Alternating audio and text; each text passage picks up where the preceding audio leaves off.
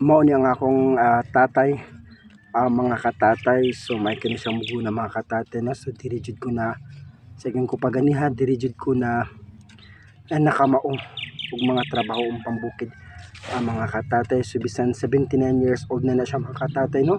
So makita na makita ninyo mga katatay unsang iyang pagtrabaho mga katatay. So mura ra gyapon siya naa sa mga 50s mga katatay nga ako ang tatay. So magluya man ni siya mga katatay kung dili din siya makatrabaho. So akong tanigi pa lingkod lang ka kore muguna, so muguna jud kuno siya, maikod kuno siya magdilingkod ra kay maluya siya mga katatay. So tag-as na kay atong mga mais katatay, oh. So nindot na kay tan-aw, so gunahanan jud mga katatay.